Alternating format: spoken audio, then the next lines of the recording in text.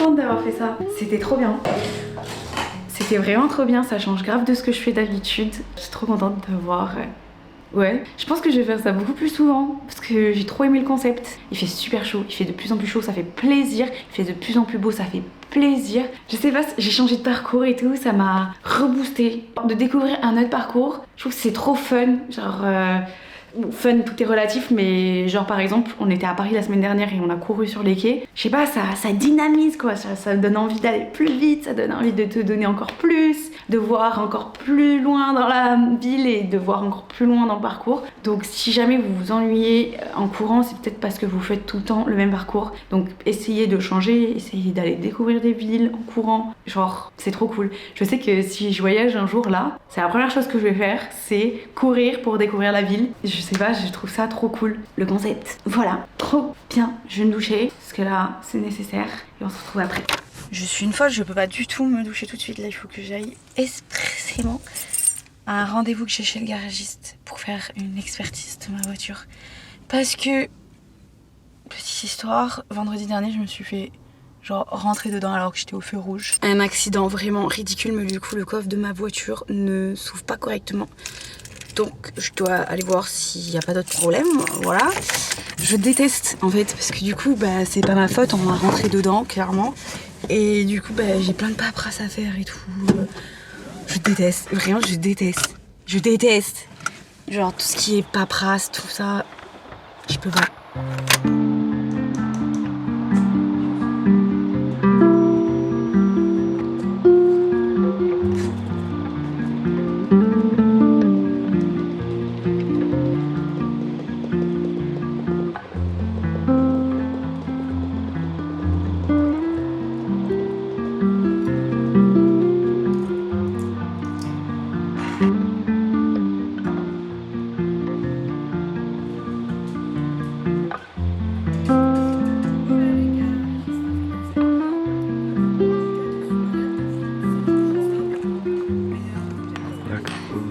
Je me pose pour vous parler de mes indispensables de la course à pied. Ça fait maintenant... En fait, je pensais que j'avais commencé à courir genre en septembre, mais je me suis perdue sur mon Strava et je courais bien avant en fait. J'ai commencé à me mettre sur Strava il y a un an, tout pile. Et je courais comme ça, pas sérieusement. J'avais des chaussures horribles, genre vraiment des vieilles Nike, mais pas du tout adaptées pour la course à pied, ni à mes pieds, tout court en fait. Et c'est que en janvier que j'ai décidé d'investir dans le meilleur achat que j'ai pu faire pour genre la course à pied. Enfin ça c'est évident hein. La chose indispensable à la course à pied c'est vraiment vos chaussures. Franchement je pensais pas, je pensais qu'on pouvait acheter n'importe quelle chaussure et que au fur et à mesure même si t'avais des ampoules, en gros la chaussure se faisait à ton pied. Mais non, pas du tout. Il y a plein de types de chaussures et de morphologie de pied. Et s'il y a bien un conseil que je dois vous donner et que je vous ai déjà donné ici, c'est vraiment de faire analyser votre pied et votre foulée en magasin spécialisé. Je l'ai fait à Terre de Running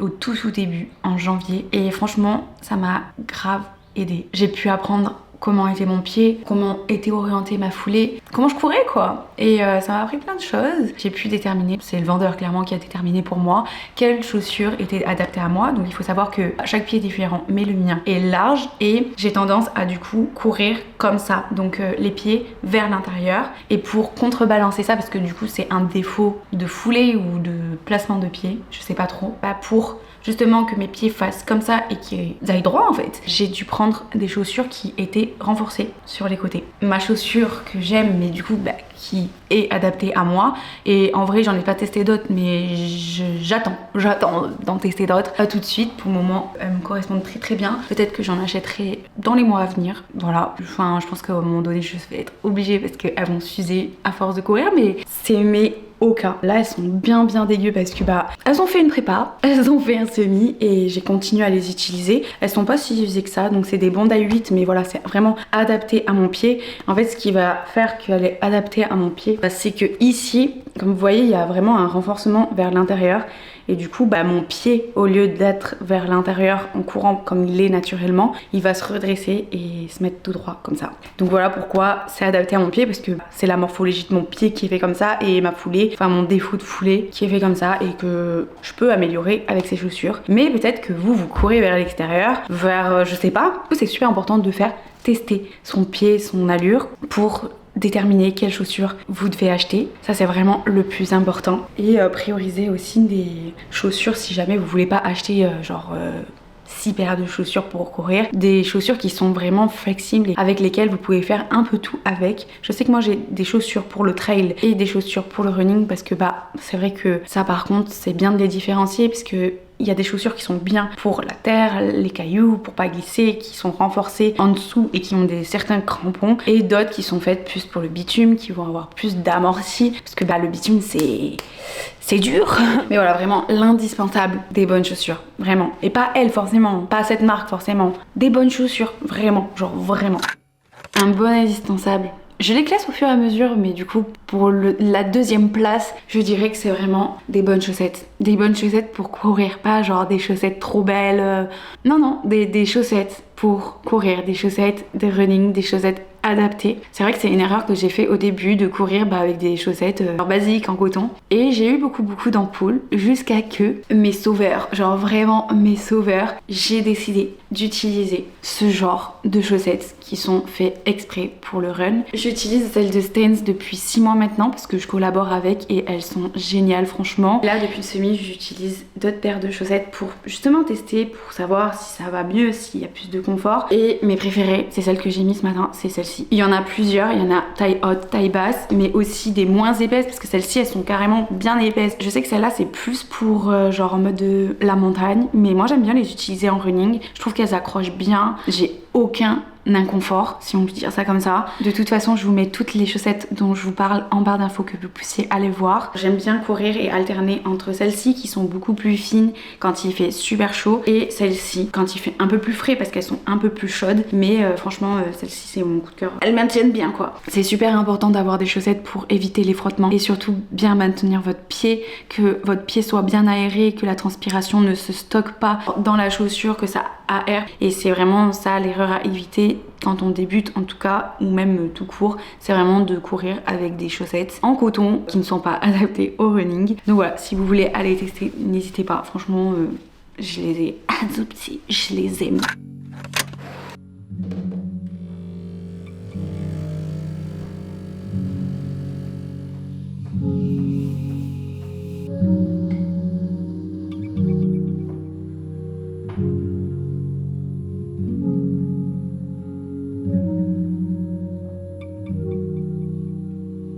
C'était pas du tout prévu, mais je suis à la plage parce que je me suis promis une chose là depuis qu'il pleut depuis des mois, c'est qu'à chaque fois qu'il fait beau, je vais minimum 1 heure à la plage par jour. Et ça fait vraiment 2 semaines que je me dis ça et j'y suis allée qu'une fois. Tellement c'est aléatoire. Du coup là j'en ai profité, j'ai vu le soleil, je me suis dit on va aller bronzer là, aller prendre des couleurs parce que sinon en fait je profite jamais de la plage alors que j'habite à 2 minutes, c'est honteux. Du coup je me suis dit là, j'avais plein de trucs à faire, je me suis dit c'est pas grave, tu les feras quand il va pleuvoir parce que ça ne manque pas d'occasion. Du coup voilà, je me fais ce petit plaisir. J'ai trop hâte. J'ai trop hâte. Franchement, ça fait trop plaisir. Genre, il pleut tout le temps. Il faut profiter de chaque minute de soleil. Donc, si vous avez l'occasion, si vous pouvez, sortez. Sortez de chez vous et allez profiter du beau temps parce que c'est très rare en ce moment. Et ouais, sortez au maximum dès que vous pouvez, dès qu'il fait beau. Parce que vraiment, ça fait trop de bien.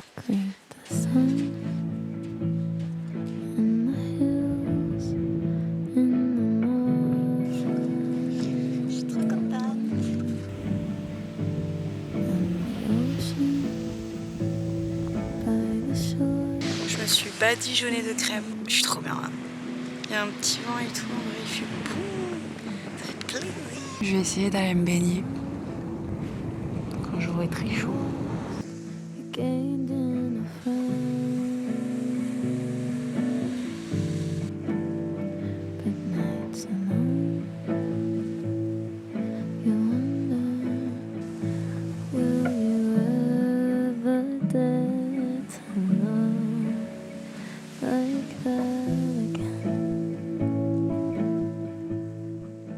Je me prépare pour aller au yoga. Je suis trop contente en vrai parce que je reprends toutes mes bonnes habitudes. Je vous avoue qu'au mois de mai, je me suis un peu relâchée. Genre j'ai un peu relâché tous mes efforts. Voilà, j'ai vraiment procrastiné sur tout ce que je devais faire sportivement parlant, même tout je pense. Mais là je veux reprendre ma vie en main, donc on fait tout. Alors là vraiment depuis hier, je me donne. J'ai des courbatures partout déjà alors que ça fait 2 jours, voilà. Mais je veux vraiment m'y tenir parce que c'est comme ça que je me sens le mieux. Genre je me suis pas vraiment sentie bien dans mon corps ni dans ma tête le mois de mai. Justement je pense que c'est parce que je n'avais pas de routine sportive et que je faisais rien en fait. Je faisais rien du tout. Donc voilà, je suis contente. I'm back. Je me prépare.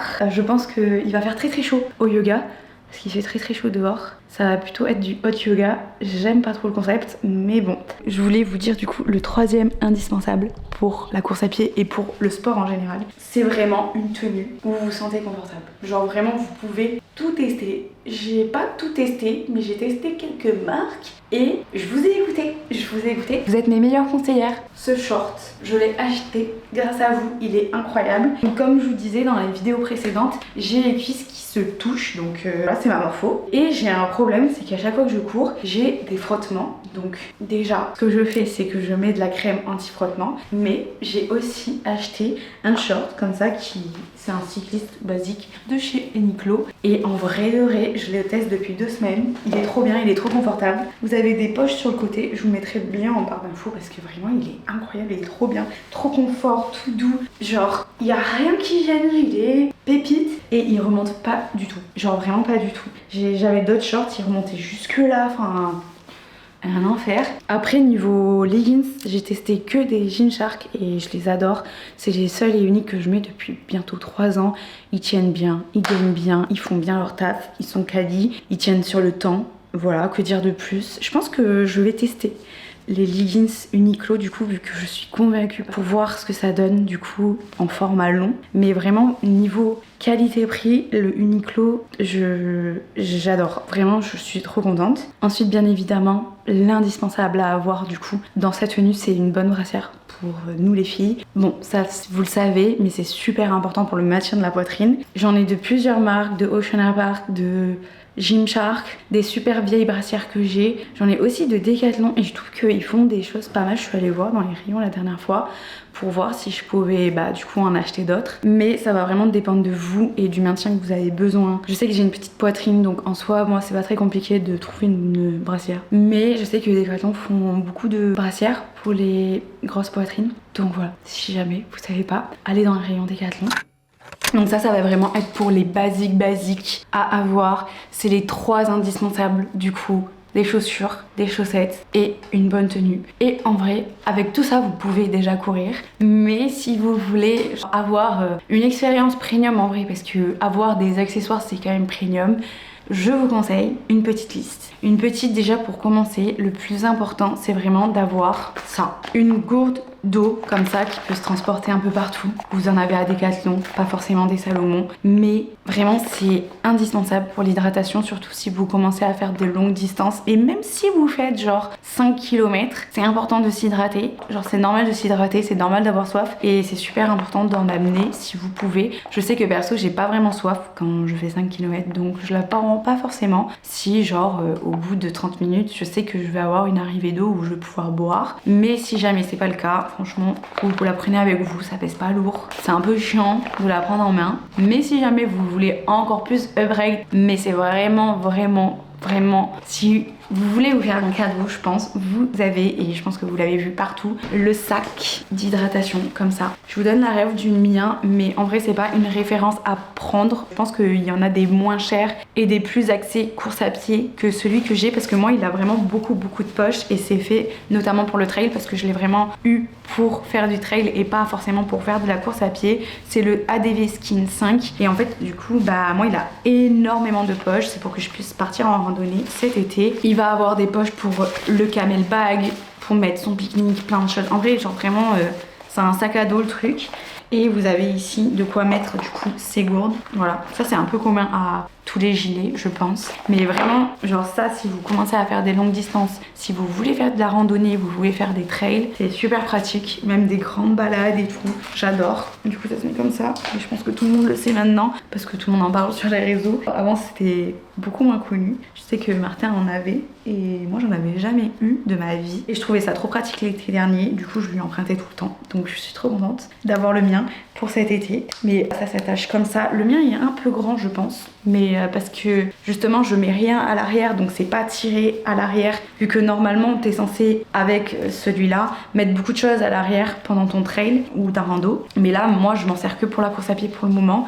Et c'est vrai que du coup, il me va grand parce que j'ai rien à l'arrière. Tu peux mettre quoi? Tu peux vraiment tout mettre. Genre vraiment tout. Il y a plein de poches. Il y a même une poubelle à l'intérieur. Parce que en vrai, j'ai découvert ça il y a pas longtemps. Mais ça, si jamais vous avez un sac d'hydratation, c'est une petite poubelle. C'est pour mettre vos petits déchets. Voilà. Donc trop pratique. Je recommande. Mais surtout, ce que je recommande avant un gilet d'hydratation, c'est, et vraiment, on pourrait croire que c'est que pour le soleil, mais c'est pas que pour le soleil, c'est des lunettes de vitesse. Genre clairement, parce que c'est super utile, même quand il fait pas plein soleil, surtout pour les petits moucherons qui vous viennent dans les yeux. J'ai eu plein de fois des moucherons dans les yeux, là, c'est pas ouf, avant d'avoir mes propres lunettes, parce que justement quand vous courez, vous êtes exposé au monde extérieur, exposé aux moucherons, et il m'arrivait plusieurs fois d'avoir des moucherons qui m'arrivaient dans les yeux et d'avoir super mal aux yeux. C'est pas très agréable, donc ça c'est vraiment super pratique. Et vous avez plein de sortes de lunettes. J'ai décidé d'investir dans des Oakley radar, il me semble.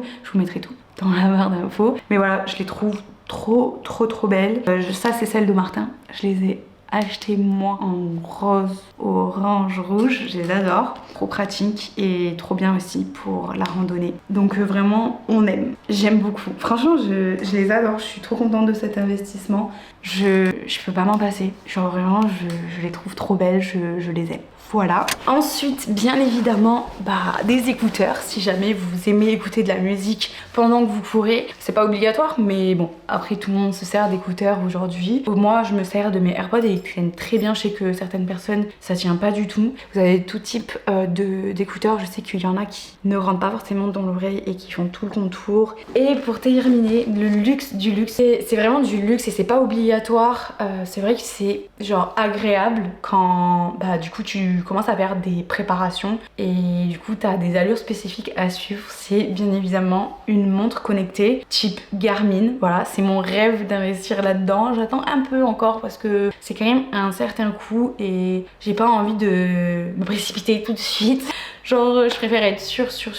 Mais c'est vrai que ça doit être super agréable de suivre tout sur ta montre, de pas te prendre la tête à prendre ton téléphone pour voir quelle est ton allure. Et c'est surtout du coup la montre te dit exactement ce que tu dois faire, en combien de temps tu cours à l'instant T. Donc j'avoue que c'est un petit luxe que j'aimerais m'offrir d'ici quelques mois. Mais pas tout de suite, on attend encore un peu. Pour le moment je me débrouille bien avec mon téléphone et avec l'application Strava. Et c'est très bien comme ça. Mais j'avoue que ça me tente de plus en plus. Je pense que j'attends de franchir un certain palier avant de me l'offrir pour que ça soit vraiment un gros cadeau, une grosse récompense. Mais pour le moment, j'ai pas encore sauté le pas. Donc voilà, j'hésite un peu encore, je sais pas trop. Je me renseigne parce que je sais pas exactement laquelle je veux. D'ailleurs, si vous avez vous une Garmin, n'hésitez pas à me faire un retour dessus. Comme ça, genre je vous lis, je compare. Parce que vraiment, je sais pas laquelle prendre. Genre j'ai l'impression qu'elles se ressemblent toutes et qu'elles sont toutes un peu pareilles, mais je sais qu'elles ont chacune une fonctionnalité différentes. Donc n'hésitez pas à me faire vos retours sur vos Garmin si vous en avez ou d'autres montres parce que je suis curieuse d'avoir plusieurs retours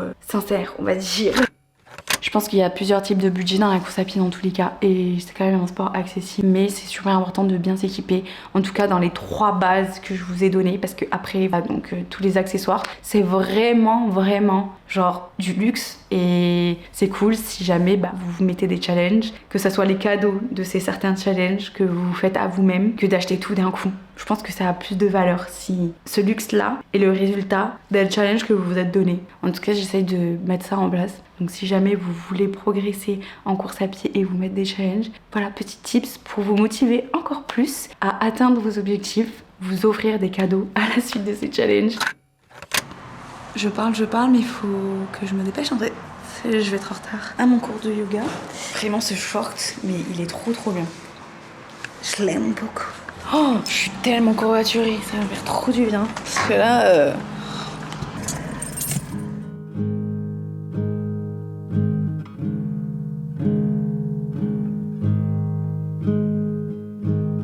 Bien arrivé au paradis. Vraiment, j'aime trop cet endroit. C'est tellement beau, c'est tellement paisible.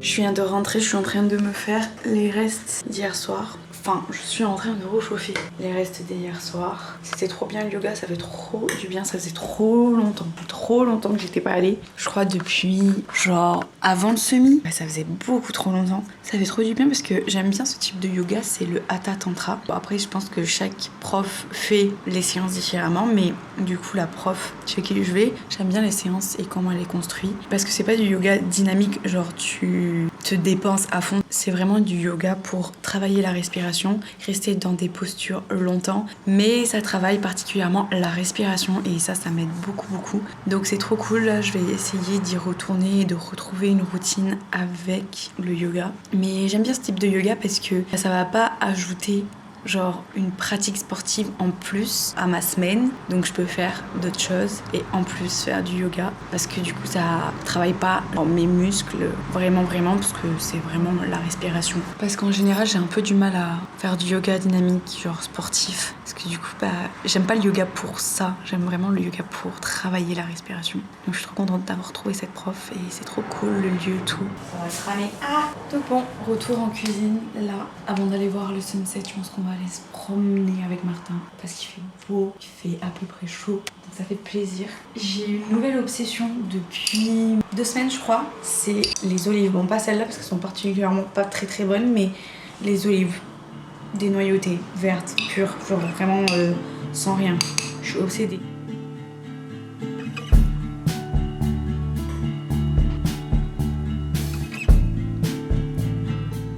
Ce soir au menu, dalle de lentilles. C'est pas du tout la saison, mais il en restait, donc je voulais finir pour vider les bocaux parce que du coup il y avait encore des lentilles corail et je pouvais plus me les voir là, donc il fallait absolument que je les fasse. Et là c'est bon, c'est les dernières. Un plat chaud pour finir cet hiver et là c'est bon, on démarre sur l'été, ok.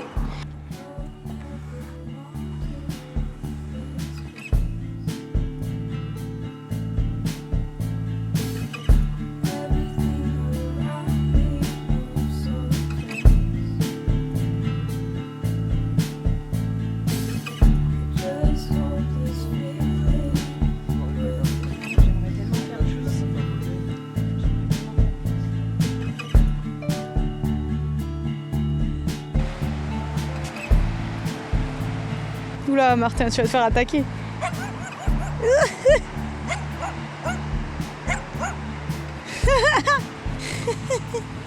Mais alors, qu'est-ce que t'as, petite crotte?